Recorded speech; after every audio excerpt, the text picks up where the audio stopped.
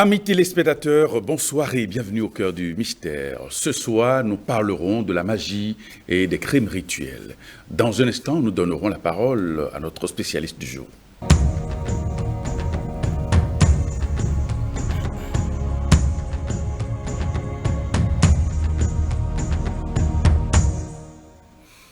Germain Aziel, bonsoir. Bonsoir, monsieur le journaliste. Vous êtes angiologue exorciste. Oui. Ce soir, nous parlerons d'une thématique qui défraie la chronique en Afrique, un peu partout dans le monde, la magie et les rituels et les crimes rituels. Alors, on commence par les clarifications conceptuelles. La magie, c'est en fait l'occultisme. Parce que quand on parle de l'occultisme ou bien des sciences occultes, il y a l'alchimie, il y a la magie, il y a la kabbale, l'astrologie et même quelques pratiques tantriques des yogis. Donc la magie, c'est l'utilisation des forces de la nature dans le but d'influencer certains nombres de choses sur le plan physique. Mais quand on parle d'influencer des choses, il y a des dispositions mystiques que l'on met en place, et ces dispositions mystiques, on les appelle des rituels, afin que ce que l'on désire puisse se réaliser.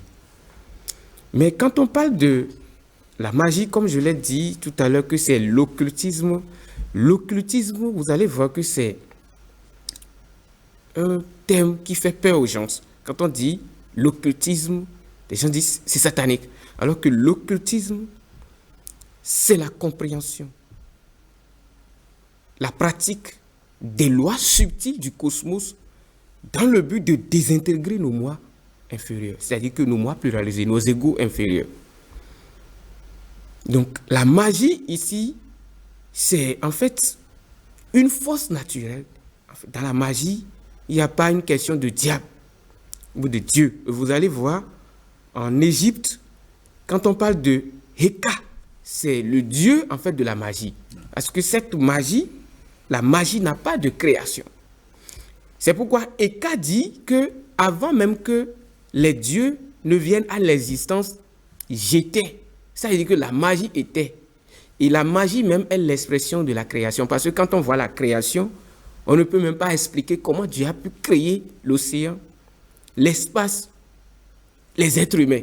On se pose la question, c'est ça la magie. Donc la magie, en fait, justement, c'est l'utilisation de l'énergie qui déclenche et qui produit un certain nombre de choses qu'on n'arrive pas à expliquer. C'est ça qu'on appelle magie. D'accord. Alors, et là, quelle différence peut-on établir entre la magie et la rituelie, si on peut le dire comme ça, la magie et les rituels? D'accord. Vous savez, on ne peut pas parler de la magie sans rituel. On ne peut pas dissocier la magie. Non, on peut dissocier. Parce que quand on parle de la magie, là où on parle de la magie, de la science occulte, il y a toujours des rituels. Le rituel ici, c'est un fontif de la magie. C'est-à-dire, dans le rituel, il y a aussi le rite. Parce que le rite part du rituel.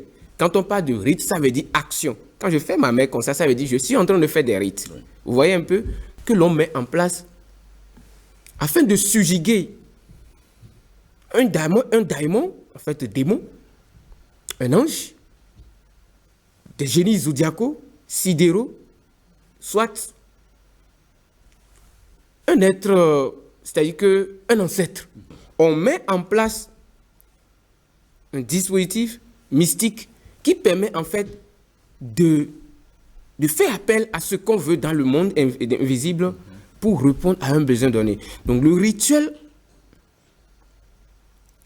et quand on parle de rituel, c'est à partir du rituel, il y a la pierre angulaire de tout rituel ou bien de toute opération de la magie, c'est le sacrifice. Donc quand on parle de rituel, on parle de sacrifice. Et le sacrifice sur plusieurs dimensions. Vous comprenez un peu? C'est-à-dire, il y avait un disciple qui demandait à un maître qu'il voulait faire un rituel. Le maître dit, il faut faire le sacrifice. Il dit, c'est quoi le sacrifice? Le maître dit, sacrifie un bœuf. Il dit, il n'a pas de bœuf. Le maître dit, sacrifie un mouton. Il dit, il n'a pas de mouton. Le maître dit, sacrifie la souris. Il dit, il n'a pas de souris. Il dit, sacrifie hein, tout ce que tu dis, il n'a rien. Maintenant, sacrifie toi-même. Donc, vous voyez, dans le sacrifice rituel, ce sont les bases fondamentales, en fait, dans tout ce qu'on appelle la magie. Et c'est ça qui réunit, en fait, ce qu'on parle de l'occultisme. La Kabbale, l'alchimie, l'astrologie, toutes ces sciences ont, en quelque sorte, leur manière de faire des sacrifices afin d'atteindre soit le monde spirituel, le monde des esprits, soit les plans divins. Donc, il y a toujours un sacrifice. Et le sacrifice, sans sacrifice, il n'y a pas rituel. Et sans rituel, on ne parle pas de magie. Très bien. Alors, quand est-ce qu'on parle alors des crimes rituels? Vous ne pouvez pas obtenir de la nature si vous ne donnez rien. Donc, c'est une loi éternelle de la nature. Vous pouvez prendre quelque chose dans la nature et obtenir une faveur matérielle. Parce que c'est à cause des faveurs matérielles, on fait des rituels. Et je vais vous nuancer quelque chose. Quand on parle de rituel, c'est-à-dire, aujourd'hui, je me lève, je prie Dieu, j'ai telle situation, aide-moi. Ça, je laisse la situation au divin. Vous voyez, ça veut dire que je parle avec Dieu, l'ego éternel, et il s'occupe de ma situation. On fait l'usage des éléments de la nature, à savoir l'air, le feu, l'eau et la terre. C'est-à-dire que vous dites que non. Dans le rituel, il y a souvent des chocs en retour. Quand vous ne respectez pas les règles du rituel, on est souvent frappé par la loi de la magie. On parle de crime rituel quand on sacrifie une vie. C'est-à-dire, ça peut être le magouya, le coq, des animaux. Les animaux, même le règne humain. Oui. On parle de crime à partir de là. Tuer un coq, tuer un mouton, en fait, c'est un crime. Tuer un animal, c'est un... Oui, c'est un crime. Et ce crime est sanctionné par les lois du karma, en fait, les seigneurs du karma. Oui. L'orgueil en moi est un animal. La colère, la paresse, l'envie, la gourmandise et la luxure, l'avarice, ce sont des animaux en nous. Mais ce sont ces animaux que nous devions sacrifier en fait sur l'autel de la divinité afin d'obtenir des faveurs matérielles méritées. Nos défauts Oui. qu'on doit sacrifier. Oui. Mais étant donné que l'homme ne veut pas faire ce travail sur lui, il ne veut pas corriger ses vices, il veut contourner en fait les conséquences de ses actes. Parce que quand une situation matérielle ou bien une situation difficile arrive, l'homme se dit mais que ça c'est provoqué par la sorcellerie, ça c'est provoqué par les démons, ça c'est provoqué par le diable. Mais l'homme oublie que tout est interconnecté dans l'univers. Et que si la situation arrive, c'est-à-dire qu'il y a déjà la solution. Et que cette solution est en lui.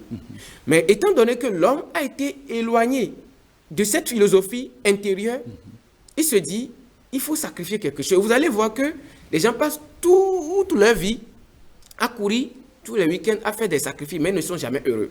Parce que les rituels, en fait, c'est en quelque sorte forcer des éléments à obtenir quelque chose. Et qui, justement, peut-être avant d'atteindre 50 ans, c'est à 50 ans que quelqu'un deviendra peut-être un riche, multimilliardaire. Maintenant, il va faire un rituel et il sacrifie des choses et il obtient rapidement des faveurs matérielles. Il est en train de déséquilibrer les lois éternelles de la nature et par conséquent, c'est des choses qui arrivent. Vous allez voir des gens, ils disent, j'ai eu de l'argent, j'étais immensement riche et subitement, tout se bloque. Parce qu'arrivé dans cette sphère, vous êtes bloqué. On vous bloque. Et là, maintenant, il commence par avoir des problèmes. Il vend tout ce qu'il a comme bien acquis à partir des crimes, des pratiques ritueliques. Il devient pauvre. Les anciens faisaient des rituels au nom de la collectivité pour remédier à la chose. C'est-à-dire, quand vous faites un rituel au nom de l'égrégore collectif, non pas pour votre propre désir égotiste, vous faites un rituel au nom de l'égrégore collectif pour obtenir une faveur matérielle, bien faveur matérielle vis-à-vis de la nature. Vous ne portez pas les conséquences. Parce que l'égrégore qui se charge de la collectivité essaie de gérer les conséquences. C'est-à-dire que vous n'avez pas fait le rituel juste pour des fins égoïstes. Mais quand vous faites un rituel pour des faits égoïstes. C'est-à-dire, on déclenche dans la société maintenant, vous allez voir des gens se promettent, venez prendre des savons, vous allez devenir riche, venez sacrifier ici, prenez telle divinité, vous allez devenir riche. C'est dangereux. C'est des choses en fait qui ouvrent des portes en fait de l'enfer devant nous, c'est-à-dire que de la souffrance. Mais c'est pour encore se créer en fait des difficultés à l'avenir. Et c'est comme l'araignée. Vous voyez, l'araignée se crée une demeure. Se dit, mais que je jouis en fait de la félicité. Mais vous allez voir que la demeure de l'araignée est fragile. C'est ça en fait, quand on fait des rituels, on s'éloigne du plan divin. Parce que le cosmos, les lois, les seigneurs les plus élevés vous laissent gérer en fait. Vous manipulez les choses telles que vous voulez, mais comme le dit la spiritualité, liberté totale.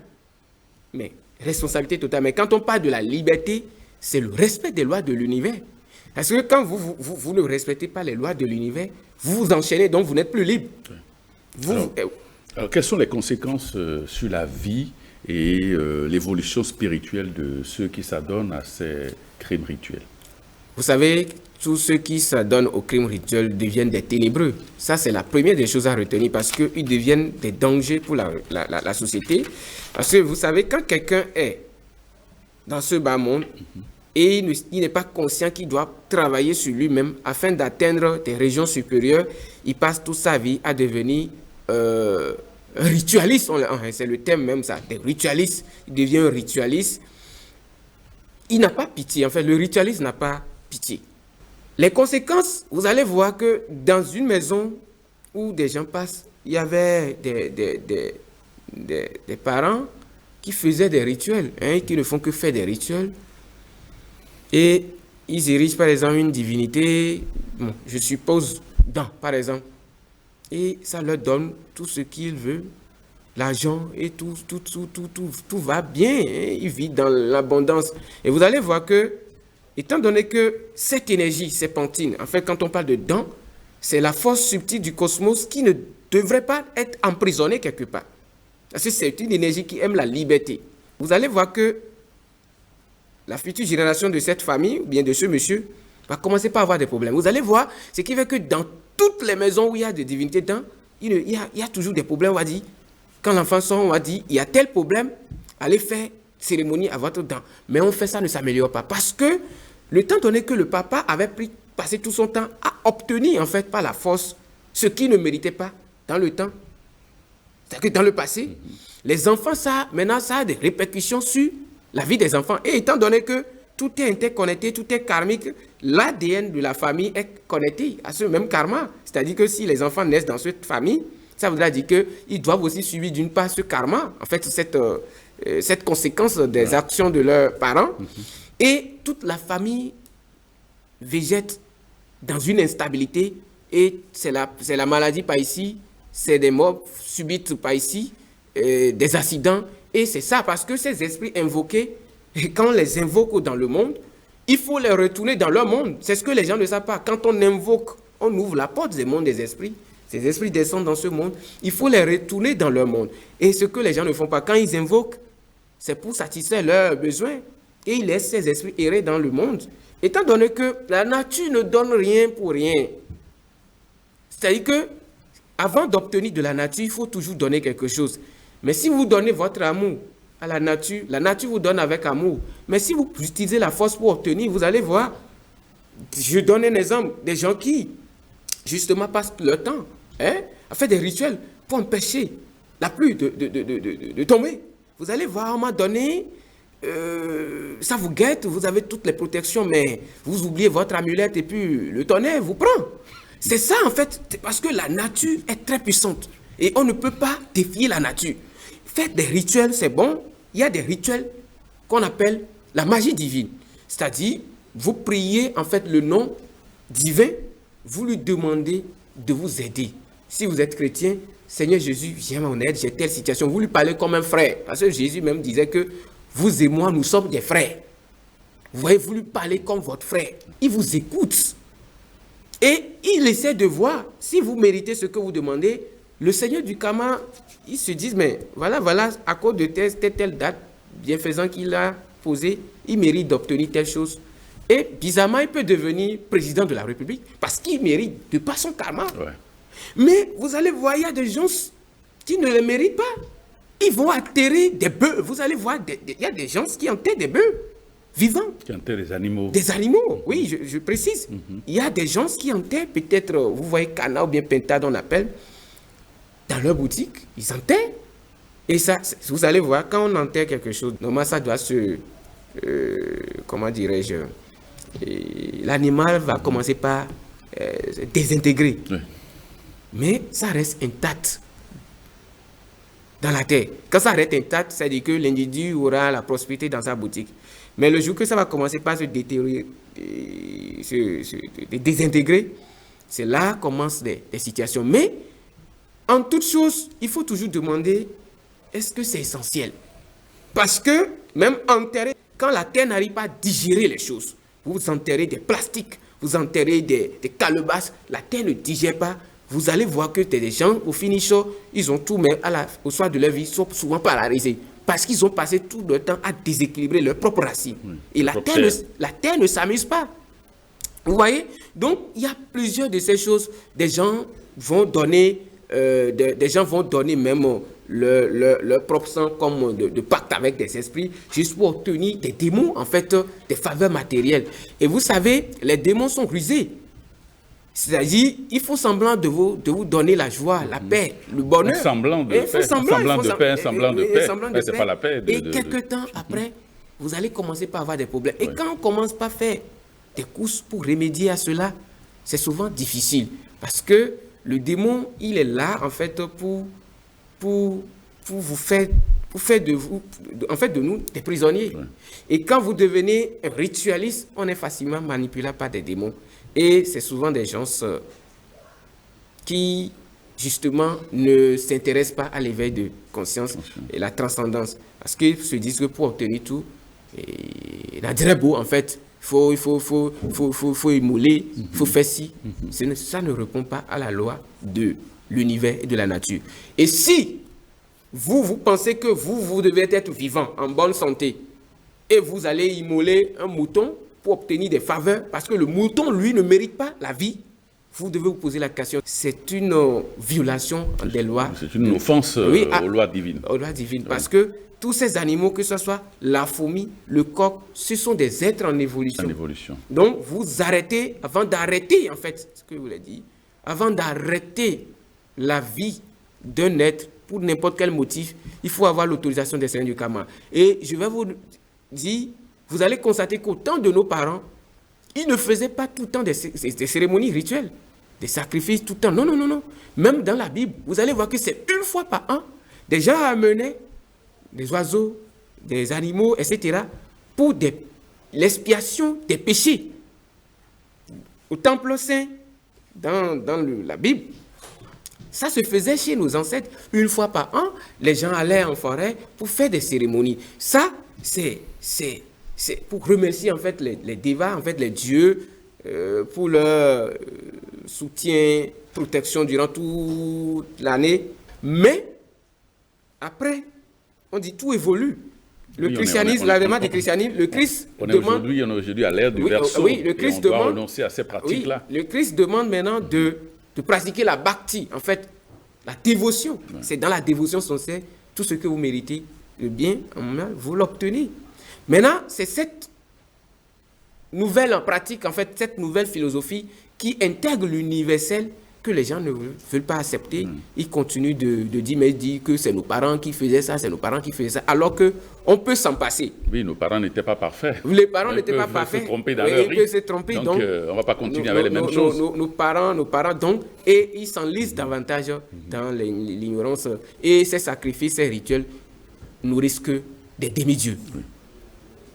Et quelles sont les conséquences spirituelles pour ces gens qui s'adonnent à ces rituels de base astrale et de bas niveau?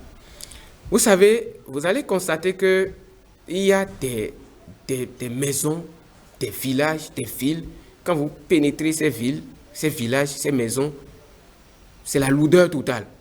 Énergétique. Oui, énergétique. Pourquoi?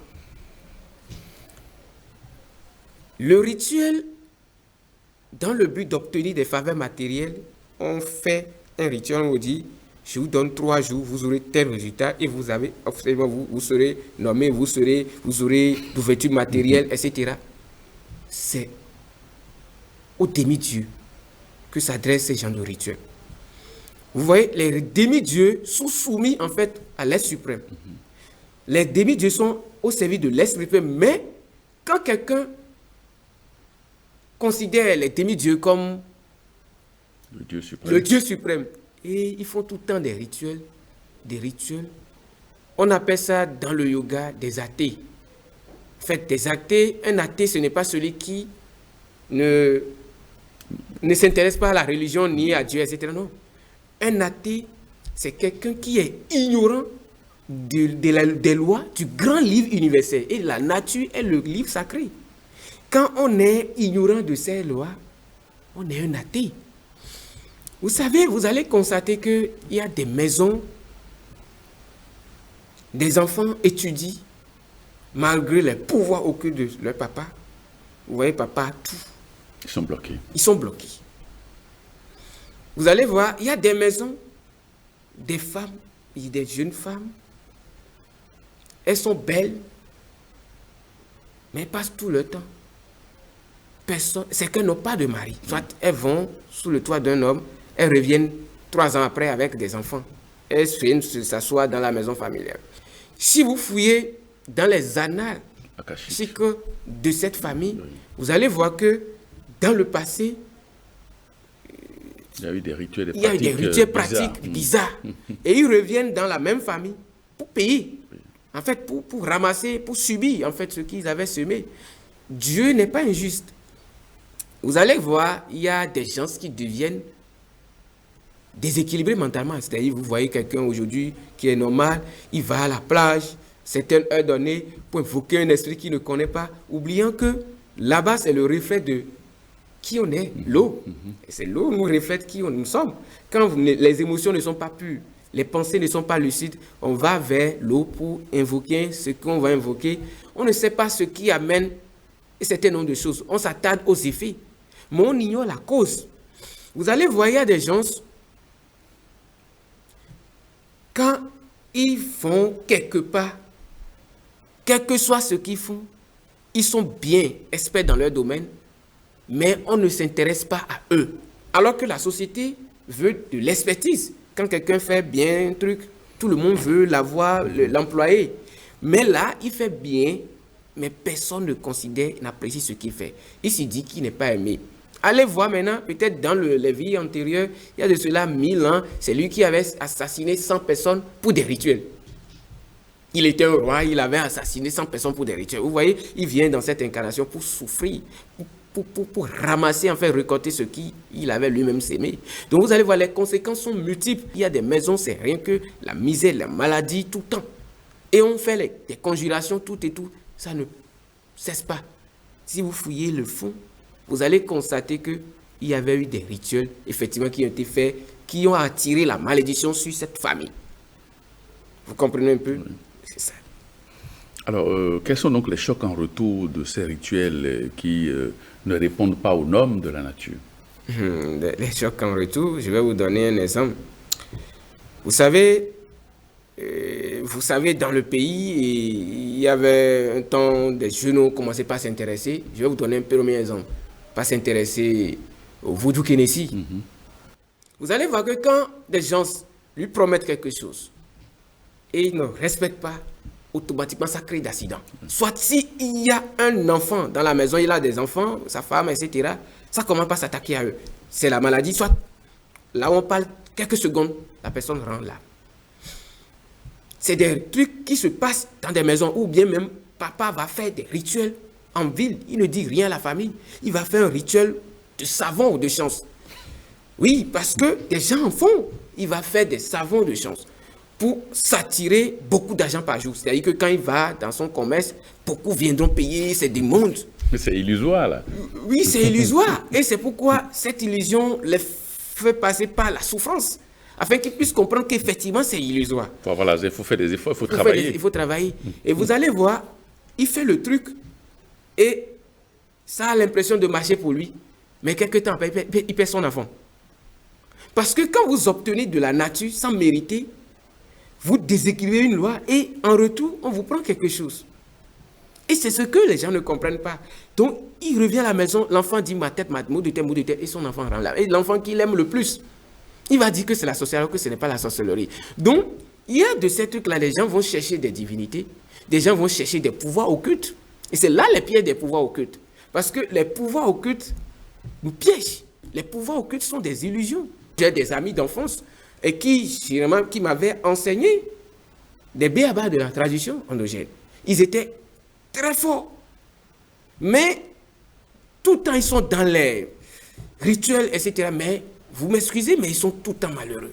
Ici, vous les voyez, vous n'allez pas désirer. Alors que ceux-là fut, moi, mon initié.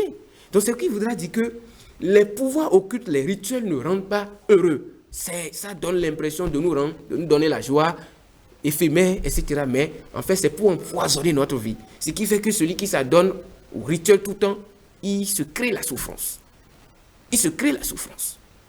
Je connaissais quelqu'un qui s'enfermait dans la chambre, il n'appliquait que des livres de la magie. C'est pourquoi la Bible disait, n'ajoutez pas foi à tout esprit. Éprouvez les esprits pour voir s'ils viennent de Dieu. Parce que quand vous travaillez avec...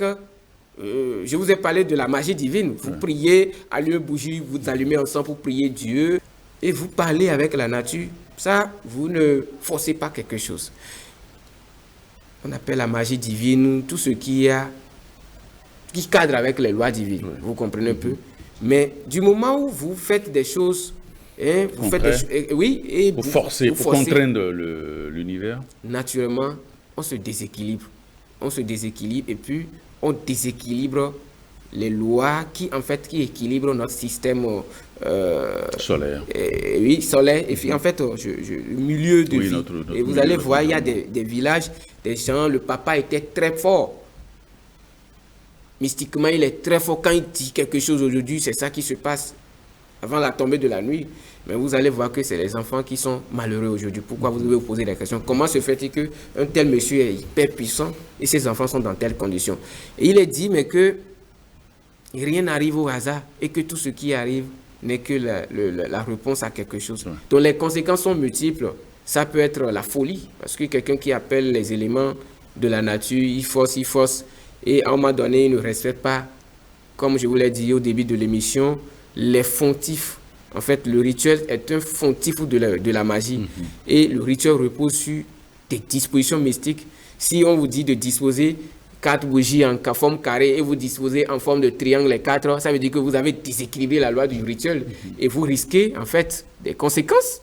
Et ça peut être la perturbation de l'élément air, ça peut être la perturbation de l'élément feu, ça peut être la perturbation de l'élément terre et de l'élément eau. Donc, ce qui fait que des gens, parfois, ils vivent dans la société, mais naturellement, ils ne sont pas en eux-mêmes parce qu'ils ne jouissent plus de toutes leurs facultés, parce qu'ils se sont déséquilibrés à cause de certains noms de rituels qu'ils ne maîtrisaient pas. Mais il y a des gens qui peuvent faire les mêmes rituels et ne pas avoir les conséquences, parce que quand on dit mage, c'est quelqu'un qui maîtrise les lois.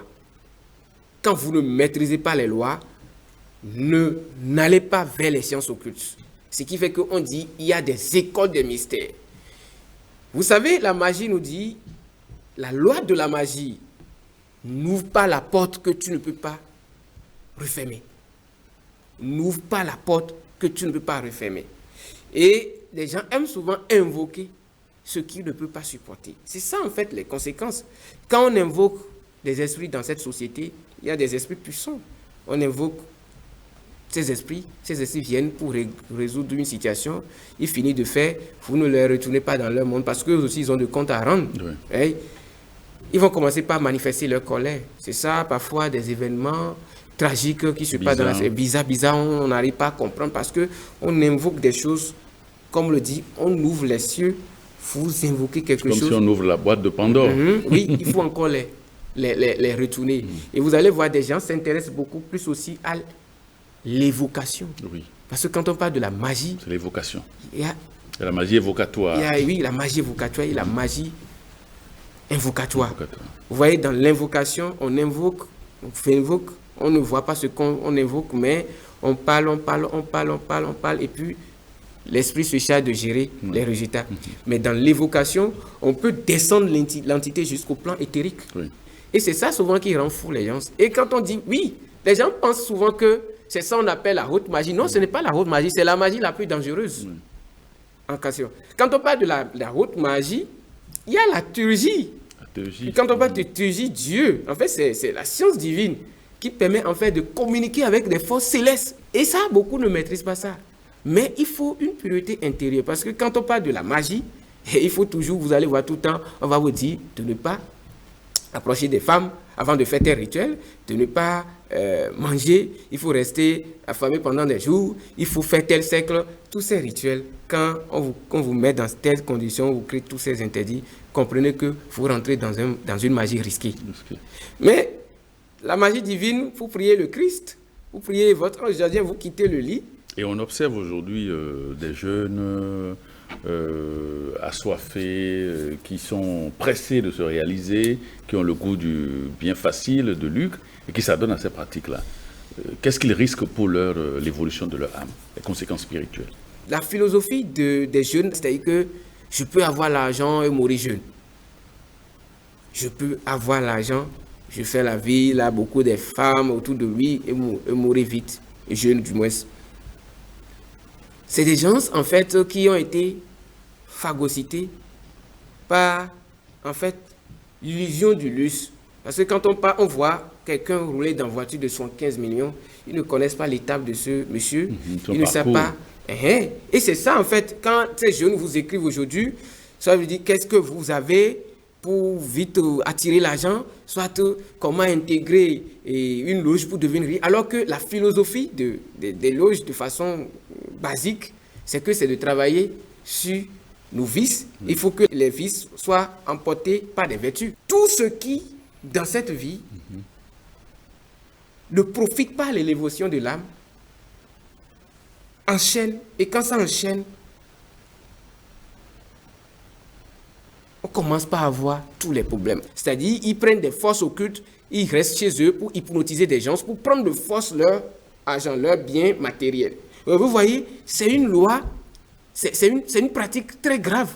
Rester chez soi, utiliser des fantômes pour posséder le corps des autres afin de prendre leur bien par la force, c'est dangereux. Et quand ils font ça, ces âmes aussi ne sont pas contentes. Et par conséquent, ces âmes aussi ont un Dieu qui les garde. Les lois se retournent contre eux. Et au lieu justement de jouir de ce qu'ils ont acquis, ils prennent la voiture, ils font un accident, ils meurent sur la route. Il y en a plein de cas, vous n'arrivez pas à expliquer. Et beaucoup sont dans des situations, c'est-à-dire que, et comme des jeunes filles aussi, aiment ça quand quelqu'un a un peu d'argent. Et vous allez voir qu'ils font des enfants qui sont maladifs. Ils font des enfants qui, quelques temps après, meurent. Soit la femme même meurt de façon bizarre. Et le mari se justifie que c'est la sorcellerie, c'est l'envie. Alors qu'il a mis quelque part des choses, des forces occultes qui, en fait, gèrent sa vie matérielle. Et c'est des trucs que encouragent certains nombres de praticiens et que nous devons décourager. Parce que les crimes rituels commencent par là. Parce que quand on vous dit, vous prenez ceci, ça va vous donner rapidement de l'argent, vous commencez par l'utiliser, à un moment donné, il y a des blocages, on vous dit, donnez tel sacrifice. C'est comme ça. Ils sont en train de vous imposer des trucs et on va vous demander ce qu'on ne devait pas demander. Et là, vous commettez le pire, ou bien la pire des bêtises. Et on crée en fait la peur, en fait, on sème la peur dans la société parce que quand les gens commencent par disparaître, vous allez voir, on kidnappait des gens. En 2018, le gouvernement avait lancé la répression et des gens avaient fui. Mais en ce moment, il y avait tellement de crimes rituels et on avait dénoncé. On ne peut pas encourager l'évolution matérielle par ces genres de pratiques. Non. La meilleure manière, c'est de réprimer et de mettre de l'ordre dans le côté de l'occultisme pour que justement, avant de léguer certains nombre de choses aux gens, il faut étudier leur nature parce qu'on ne donne pas de responsabilité à quelqu'un qui n'est pas responsable. Si vous léguez une force occulte à quelqu'un qui n'est pas conscient de lui-même, vous êtes en train de faire du mal à la société. Parce que tantôt, il va utiliser cette force pour nuire à quelqu'un. Si quelqu'un évolue dans sa famille, il va utiliser cette force pour le bloquer. Soit il va utiliser cette force pour semer le chaos autour de lui. Et il se dit que lui vit, il est dans les normes. Donc, on doit pouvoir faire très attention avec tout ce qui a trait avec les rituels. Mais, et c'est ça que je signifiais, de ne pas confondre tous les rituels. Parce qu'il y a des rituels. Vous allez voir, des gens allument des bougies à l'église. Les bougies représentent la lumière. Oui. Vous voyez un peu les encens. En fait, de façon simplifiée chez nous en tradition, on dit mais qu'il faut prendre dents. Alors que l'encens en spiritualité, quand l'encens, la fumée, là, c'est le symbole du serpent, en fait, qui fait monter la prière. Et le serpent, en fait, est le véhicule entre notre monde et le divin. Donc l'encens est ce symbole, c'est le symbolisme. Donc il ne faut pas confondre les choses. Quand quelqu'un allume une bougie, il est en train de prier, cela ne voudra pas dire qu'il fait des crimes rituels, non. Donc il y a des pratiques qui sont recommandées, qui ne causent pas de préjudice aux tiers. Et il y a des pratiques à décourager. C'est-à-dire enterrer le bœuf de vivant. Vous disiez que je vais devenir un grand responsable dans la société, etc. Ce sont des pratiques qui, au final, se retournent contre la maison de ces derniers. Alors, quel message vous avez à l'endroit de la jeunesse en termes de conscientisation? Oui, en termes de conscientisation, moi, je suggère à la jeunesse, d'abord, d'aller à l'école des sages. C'est-à-dire, le sage n'est pas celui qui a des barbes, il dit, mais je suis sage, non. Parce que la sagesse, c'est la conciliation, en fait, du bien et mal. Vous trouvez l'harmonie. Quand on parle de la sagesse, chez nous en Kabbale, on parle de Chokma. Chokma, vous allez voir que c'est la deuxième séphira. Et le 2, là, c'est le manifesté, le non manifesté, qui est les condensé, les deux formes. L'harmonie, c'est ça la sagesse. C'est ça qui permet d'atteindre la sagesse. Il faut qu'on enseigne la jeunesse actuelle, parce que la jeunesse actuelle est déconnectée de la spiritualité. Quand on parle de la spiritualité, les gens sont dans l'instruction du savoir-vivre. Les gens ont perdu leur propre dharma, c'est-à-dire qu'ils ne savent plus comment marcher dans leur propre dharma. On doit pouvoir enseigner à cette génération, même au bas âge, le cours primaire, etc., ce que c'est que la vie. Germain Raziel, vous êtes un géologue et exorciste. Merci pour toutes ces précisions, pour cet éclairage que vous apportez sur cette actualité brûlante un peu partout en Afrique et dans le monde. Merci pour vos conseils, merci pour vos informations qui vont aider, on l'espère bien sûr, la société, les jeunes à se prendre en charge, à être sérieux, à être responsable et à suivre le chemin qu'il faut, le chemin de l'effort. Pour être riche, il faut travailler, il faut fournir de l'effort, il faut travailler, il faut produire. Donc on va inviter la jeunesse à choisir cette voie plutôt que la voie de la facilité et qui entraîne vers le chaos. Amis téléspectateurs, merci de nous avoir suivis et à très bientôt.